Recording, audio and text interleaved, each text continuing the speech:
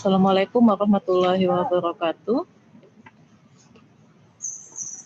Untuk review mata kuliah strategi pembelajaran sosiologi kelompok 6, kemarin saya mohon maaf karena berbarengan dengan jadwal audit mutu internal yang dilakukan di prodi kita, sehingga dalam hari itu ya waktu saya sangat terbatas jika harus melakukan review. Untuk review pada kali ini, khususnya untuk kelompok 6, akan saya sampaikan secara daring ya. Artinya nanti Anda bisa membaca beberapa hal yang sudah saya siapkan di dalam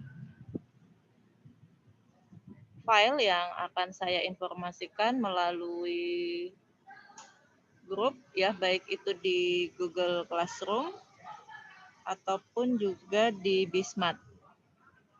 Secara umum untuk review yang akan saya lakukan pada prinsipnya sama dengan apa yang biasa kita lakukan di pertemuan via Google Meet.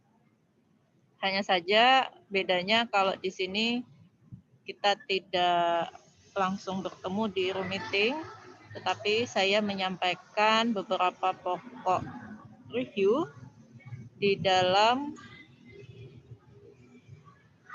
PowerPoint, Excel ya, bukan PowerPoint, maaf. Excel yang sudah saya siapkan. Untuk review kali ini ada beberapa mahasiswa ya yang akan di-review, baik itu RPP ataupun video pembelajarannya. Ada di kelas A itu ada 7 orang, yaitu Dida, Reni, Natalia, Ria Dewi, Diah Indriani, Mandala Pratama, Rianita, dan ada satu tambahan Mbak Eka Yuvitasari. Kebetulan pada saat review ini berlangsung di kelompok 5, videonya tidak bisa ditampilkan ya, sehingga saya juga belum sempat untuk membaca ulang RPP serta melihat video pada saat itu, sehingga saya sertakan dalam review kali ini. Di layar sudah tampak beberapa aspek yang sudah saya nilai dari hasil RPP dan video yang sudah Anda upload di Google Classroom dan RPP di Bismat ya, maaf, video yang di Google Classroom. Kita mulai dari yang pertama supaya efektif. Jika ada beberapa diskusi atau pertanyaan tetap kita lakukan, tapi melalui chat barangkali yang ada di Bismat ataupun di Google Classroom. Silahkan. Ini saya akan menyampaikan dulu review umumnya. Saya mulai dari Mbak Eka. Ya, Mbak Eka Yuvitasari. Untuk IPK itu saya tidak melihat ada di dokumen RPP Anda, Mbak. Jadi IPK itu tidak ada.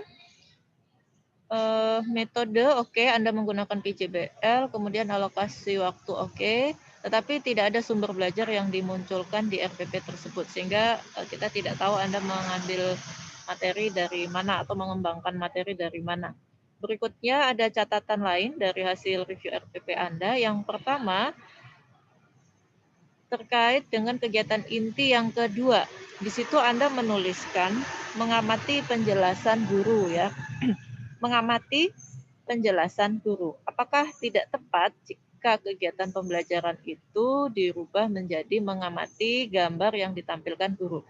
Karena KKO mengamati ini kan lebih pada aspek psikomotor ya. Sementara kalau untuk penjelasan itu tidak mengamati tapi mendengarkan dan seterusnya. Anda bisa mempertimbangkan beberapa pilihan kata kerja operasional. Berikutnya untuk video pembelajaran di sini sudah terlaksana sintaknya, artinya keterlaksanaan sintak itu sudah muncul, sudah ada. Namun ada catatan lain, aktivitas siswa sudah ada ya, tetapi masih didominasi oleh penjelasan guru. Artinya Anda masih sangat mendominasi penjelasan yang ada di room meeting itu. Itu untuk Mbak Eka. Berikutnya untuk Yedida. Yedida, pada bagian RPP Anda, IPK oke, metode oke, PJBL, alokasi waktu oke, tetapi tidak ada sumber belajar yang dirujuk. Selain itu, untuk IPK 441 itu belum tepat, Mas, ya. KKO yang Anda gunakan adalah mencontohkan. Mencontohkan adalah KKO aspek kognitif. Sehingga saran saya di sini Anda bisa mengganti itu dengan mengamati. Selanjutnya, untuk video pembelajaran, ada beberapa review lain ya. Yang pertama kaitannya dengan penggunaan atau pemanfaatan whiteboard ya. Pemanfaatan whiteboard di sini saya melihat, mencatat itu baru Anda gunakan di menit ke 5.28 ya. Seharusnya itu bisa dimanfaatkan lebih awal, khususnya untuk menuliskan poin-poin penting pada saat Anda melakukan persepsi, sehingga penguatan yang Anda berikan menjadi lebih jelas. Itu untuk Mas Yedida. Berikutnya untuk Reni Yuni, untuk RPP, IPK tidak ada, metode oke, Anda pakai PJBL, alokasi waktu oke, sumber belajar oke, tetapi tidak ada identitas penulis modul ya, sehingga saya tidak tahu itu modul yang Anda buat pada mata kuliah perencanaankah, atau modul teman Anda atau modul yang lain. Selanjutnya untuk catatan pada bagian RPP, tujuan pembelajaran dilengkapi dengan IPK, artinya silahkan itu disesuaikan dengan ketentuan yang berlaku di persekolahan. Karena di beberapa contoh yang pernah saya informasikan melalui Bismat, memang di situ saya tidak menuliskan IPK. Kenapa? Karena di perguruan tinggi itu tidak secara khusus mewajibkan IPK muncul, tetapi sudah ada tujuan pembelajaran. Sementara kalau di persekolahan itu kan menjadi wajib untuk membedakan IPK aspek kognitif ataupun IPK aspek psikomotor. Itu Mbak Reni. Selanjutnya untuk video, gestur sudah baik, namun di menit-menit tertentu terlihat Anda sangat kaku. Oh, ini huruf saya kurang ya, jadi sangat kaku. Saya melihat itu di menit-menit tertentu. Sehingga saran saya di sini Mbak, besok saat Anda micro teaching ya, buat agar lebih santai begitu, sehingga tidak terlalu kaku dalam menyampaikan materi meskipun itu daring ya. Itu untuk Mbak Reni. Berikutnya untuk Natalia ya. Kita coba lihat. Natalia, IPK oke, metode oke, alokasi waktu oke, sumber belajar oke. Jadi udah bagus semua ini ya untuk Natalia. Tapi ada satu yang menjadi catatan saya di sini Natalia, saya membaca RPP-mu khususnya pada kegiatan pembelajaran. Ada materi tentang faktor penyebab dan dampak yang itu muncul di kegiatan pembelajaran, tapi nggak ada di IPK-mu. Sehingga antara IPK dengan kegiatan itu tidak sinkron. Itu bisa Anda tambahkan besok. Sehingga saran untuk Natalia besok lebih dicermati lagi antara IPK dan kegiatan pembelajarannya. Untuk video pembelajaran secara umum sudah baik. Ada satu saran, whiteboard dapat dimanfaatkan untuk menuliskan keyword atau kata-kata kunci yang menjadi perbedaan utama saat Anda menjelaskan stalemet, arbitrase, ya, adjudikasi, dan seterusnya. Artinya tidak hanya sekedar menuliskan poin-poinnya saja, tapi ada keywordnya apa. Itu selanjutnya untuk Ria Dewi. Mbak Ria, IPK oke, metode oke, alokasi waktu. Nah, ini tidak Anda tuliskan di identitas RPP, sehingga saya tidak tahu berapa alokasi waktu yang Anda gunakan di dalam RPP ini. Berikutnya sumber belajar juga tidak ada. Selain itu juga ada catatan untuk IPK 453 belum tepat ya. Di situ KKO-nya menganalisis. KKO menganalisis itu adalah KKO kognitif, sehingga saran saya Anda bisa menggantinya dengan mempresentasikan yang lebih merujuk pada KKO psikomotor.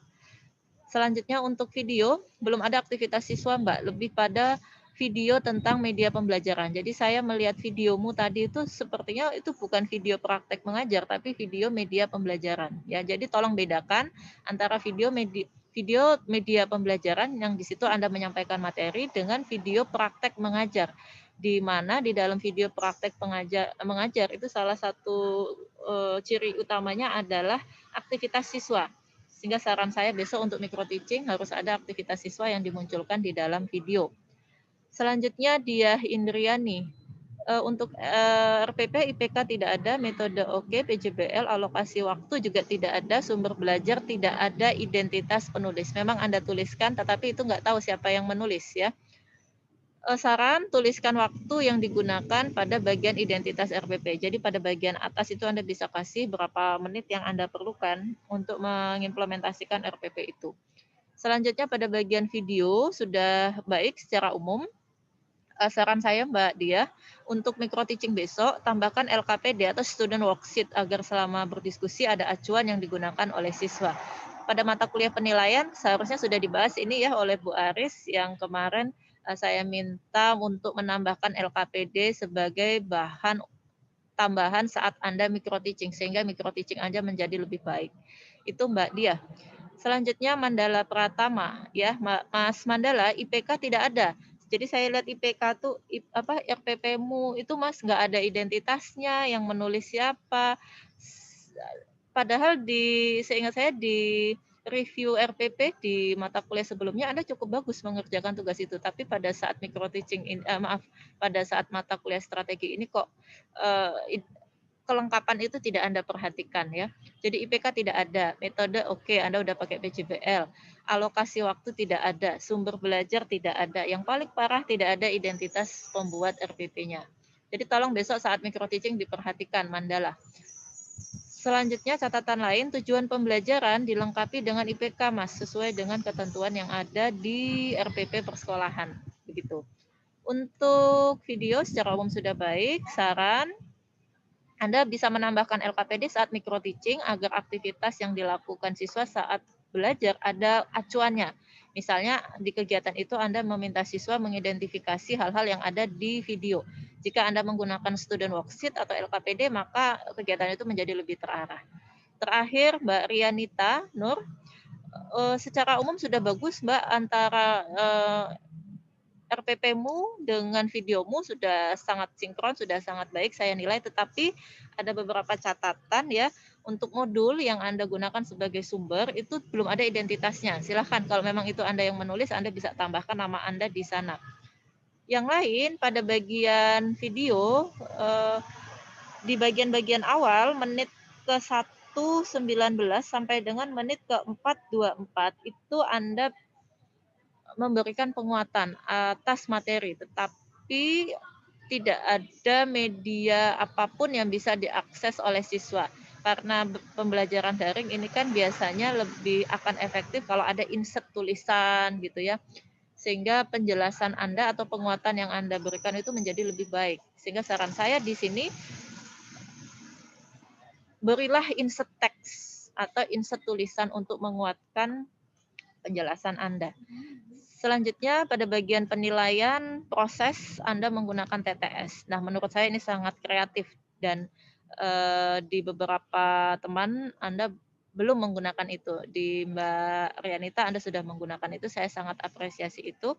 Hanya mungkin suaramu serak ya di dalam video tadi terlihat sekali Anda sangat berusaha keras supaya suara Anda itu bisa maksimal. Ini suara Anda serak ini ya. Secara umum sudah bagus Mbak Rianita, selamat ya. Itu beberapa review yang bisa saya sampaikan untuk Eka Yuvitasari, Yedida, Reni Yuni, Natalia, Ria Dewi, Diah Indriani, Mandala, dan Rianita.